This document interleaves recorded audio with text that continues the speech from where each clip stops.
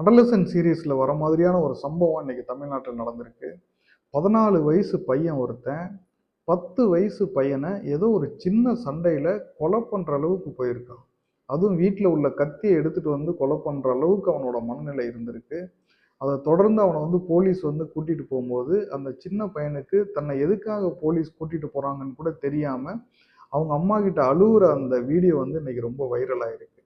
அப்ப இதுல இருந்து நமக்கு என்ன தெரியுது அப்படின்னா, இன்னைக்குள்ள சமூக வலைதளங்கள், ஓடிடி சேனல்ஸ், திரைப்படங்கள் இது எல்லாம் நம்ம அடலசன்ட் பசங்க மேல மோசமான ஒரு பாதிப்புகளை ஏற்படுத்தி இருக்கு அப்படின்றத நம்ம தெரிஞ்சுக்கணும்.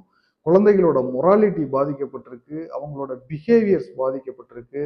அதனால இப்படிப்பட்ட சம்பவம் நடக்கும்போது நம்ம இது ஒரு வார்னிங் சைனா எடுத்துக்கிட்டு, இதற்கப்புறமாவது பெற்றோர்கள்லாம் சுதாரிச்சு தங்களோட குழந்தைகள் சோசியல் மீடியால என்ன பண்றாங்க, என்ன மாதிரியான விஷயங்களை பார்க்குறாங்க, என்ன விதமான பிரச்சனைகள் அவங்களுக்கு அங்கே வருது, அப்படி வரும்போது அதை எப்படி அவங்க சமாளிக்கிறாங்க, அவங்க கிட்ட என்னென்னலாம் இது சேஞ்சஸை ஏற்படுத்தி இருக்கு அப்படின்றதெல்லாம் ரொம்ப நுட்பமாக கவனிச்சு அதை அப்பப்போ நம்ம இன்டர்ஃபியர் பண்ணி அவங்களுக்கு ஒரு நல்வழியை காமிச்சா மட்டுமே தான் இப்படிப்பட்ட எக்ஸ்ட்ரீமான சம்பவங்கள்லாம் நடக்காம நம்மளால தடுக்க முடியும்.